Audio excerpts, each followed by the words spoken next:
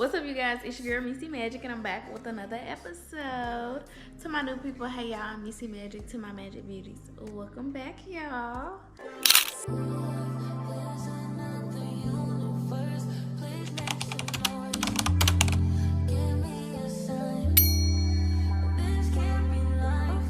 So I have one since we're in the election season. So my question to y'all is, do you judge someone if they don't vote? And if you do, why? If you don't judge them, why not? So for me, I've never been a judgmental person, because you gotta think about it. I'm not God, you're not God. Nobody on God's green earth is God.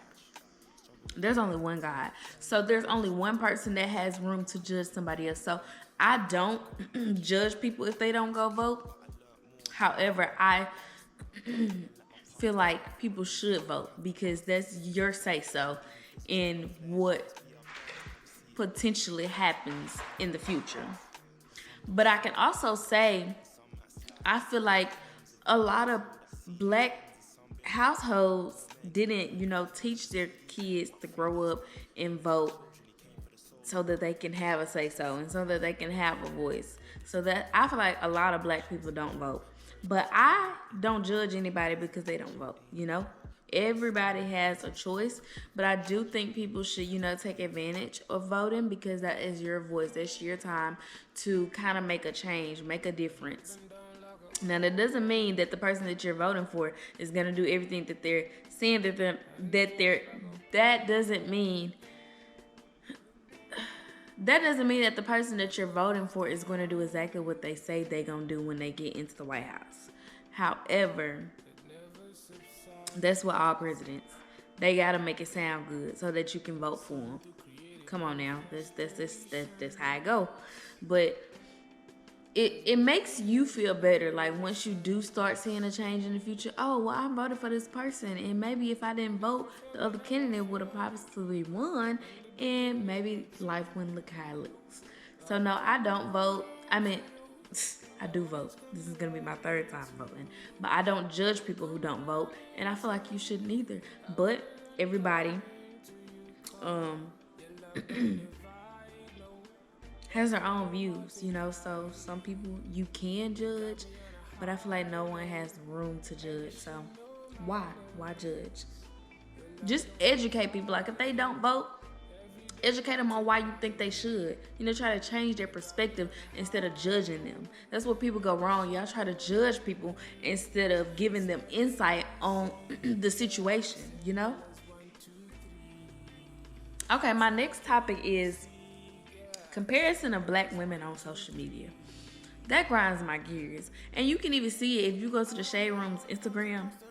You'll have two black female celebrities who wore the same exact outfit, but probably styled it a little different, and they asked who wore it better.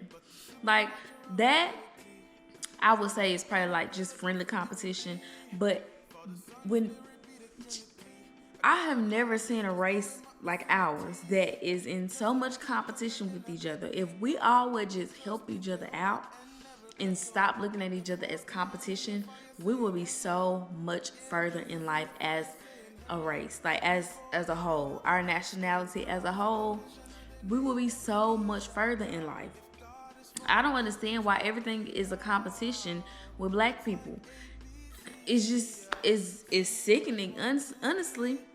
And like I said, I don't like when they compare black women, and even like I said, the Shade Room post, I feel like it's friendly competition, but I also don't like it, because it's like they both look beautiful. They both style the outfits the way they like to style outfits. Like, I guess I can't talk I ain't drank wine in months, and I can't talk, but everyone has their own different style, okay? So, of course, she might style it this way and she might style it that way. The people that's saying that she styled it better is because that's their style of fashion, and this other one is not their style of fashion. It's no competition. They both look great, and they both pulled the look off. I don't like the comparison of black women, and I feel like we are one of the top nationalities where everything is a competition inside our nationality. Oh, they got the best this, they got the best that. I'm not promoting their business because they don't promote mine.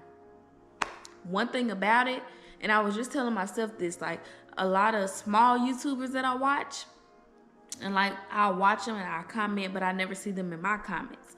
I don't let that get to me because I'm genuinely watching and I'm genuinely supporting. It's the same as if you're watching a big YouTuber. That big YouTuber is, you best believe 9 times 10 times out of 10, they not watching your video because you only got 1,000 subscribers and they got 1 million.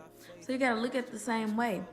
I'm not about to stop watching somebody's video because they don't watch mine and they don't comment to show that they supporting me.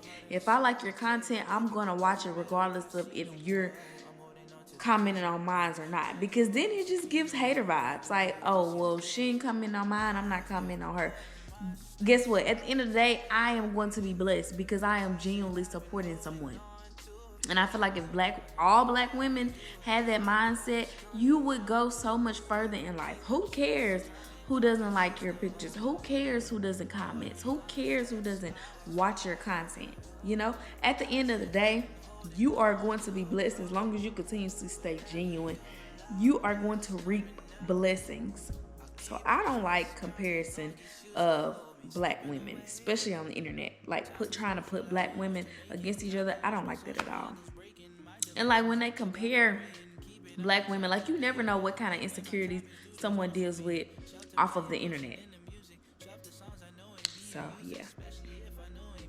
Okay, the next one is, I think, a quote that I saw somewhere. It says, "The only thing standing in between you and your goals is your mindset." And I 100% agree. One thing about it, you can do anything that you set your mind to. You just got to do it.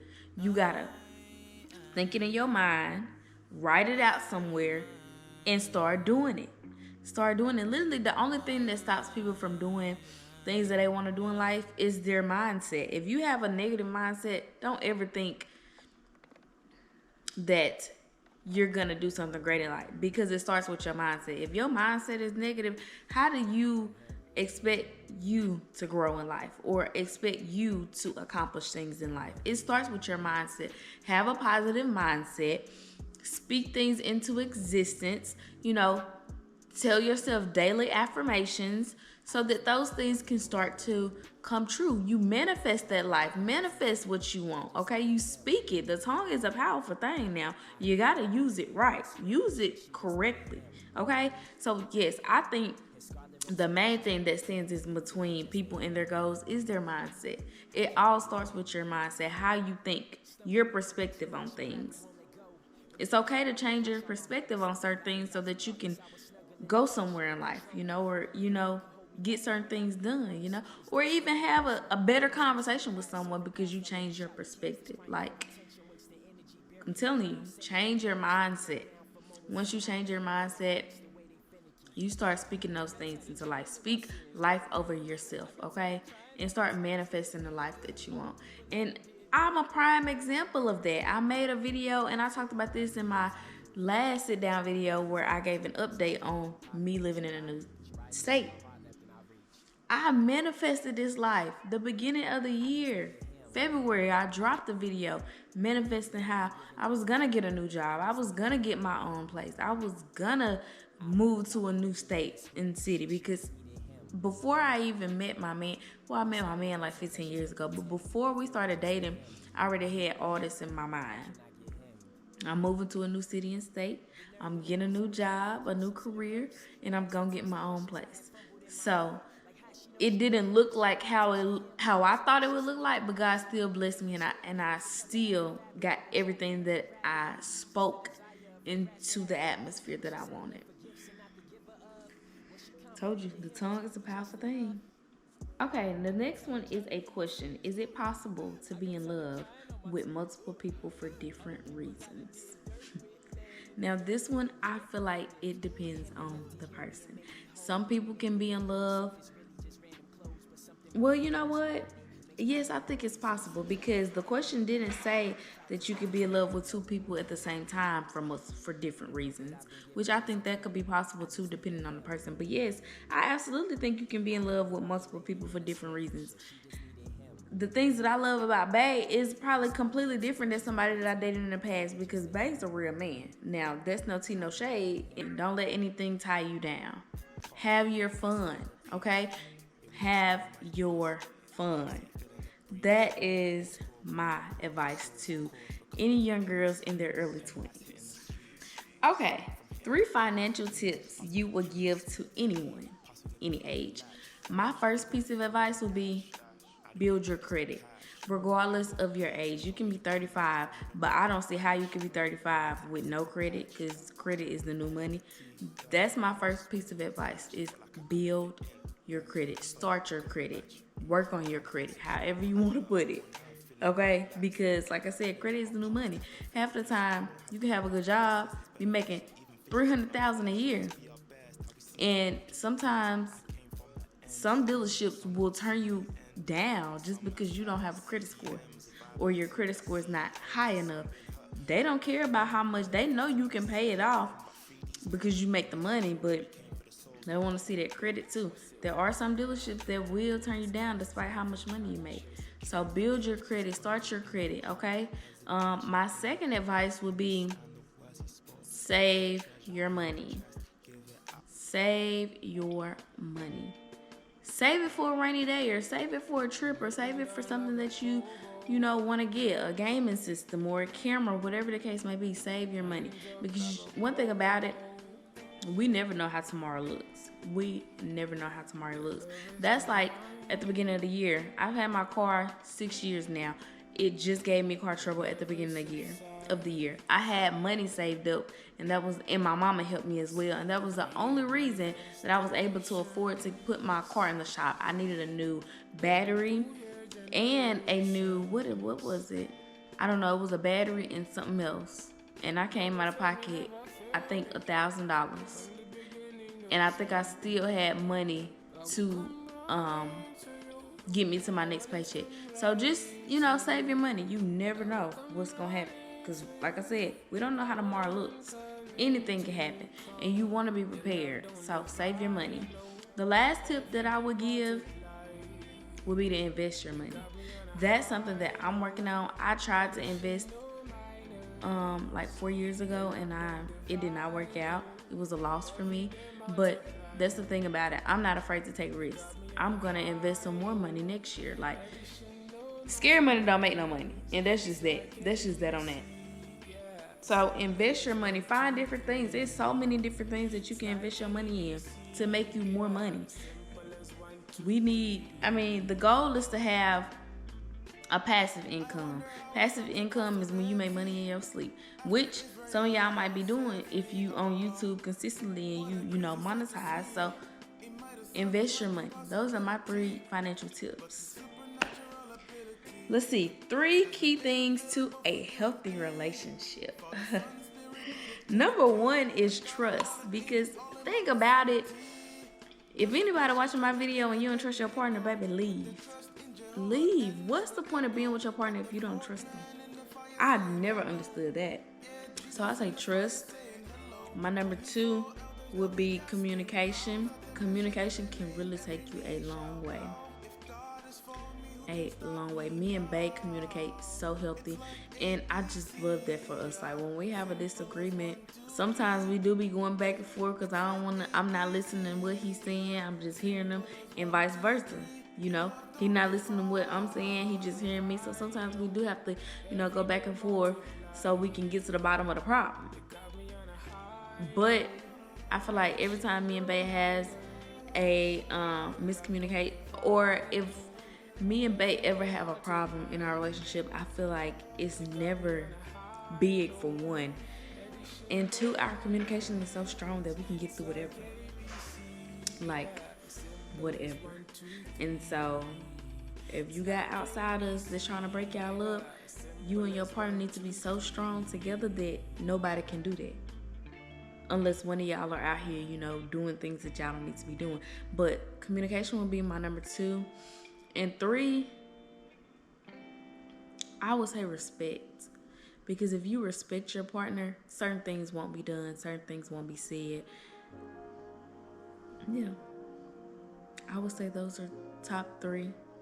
Well, not top 3, but I say those are 3 key things to a healthy relationship. Okay. This next one, this is something that Bae actually asked me. Okay, you and your friends go out to dinner and the bill comes.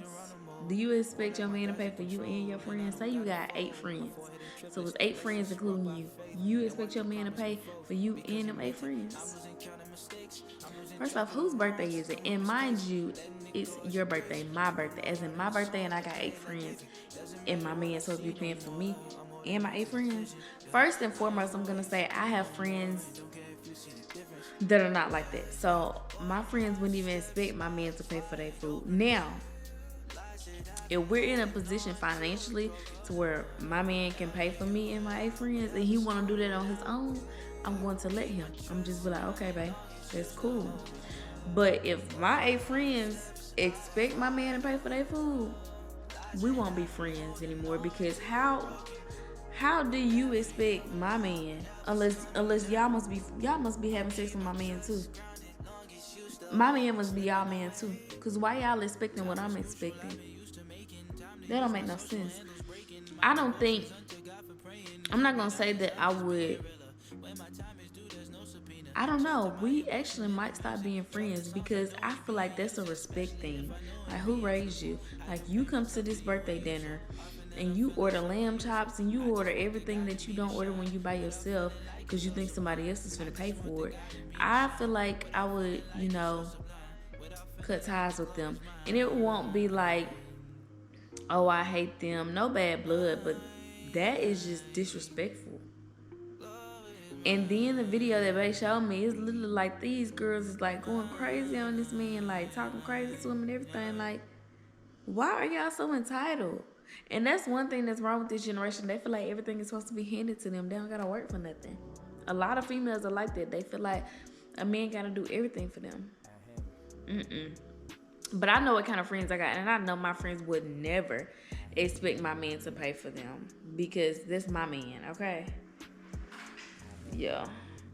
That's why you gotta, really watch who you call your friends, because a lot of these heifers do not be your friends at all. And I tried to put enough to where I could finish it. Child. Cheers. Y'all got y'all wine. Now we finna get on to the 6 screenshots that I got off of the Shade Room debates. That's how you say it, debates, but they just put a Z instead of an S. Okay, so this one says, money is actually the laziest gift you can give a person. There's nothing intentional about it. Now this, I just feel like it depends on a person, because I was watching Act Normal podcast with Jada and Dez. And Jada said that she prefers money. So I feel like it depends on the person. Like, yes, it is a lazy gift and there's no thought or effort put into it. But some people prefer money. So if your person prefers money, then let it be a lazy gift. It's going to make them happy. So your goal is to make your partner happy. If your partner prefers money as a gift, give them money. Don't be on the internet listening to these folks. If you know your man love money, give your man some money. Just this simple. Vice versa. If you know your woman love money, give her some money. I mean,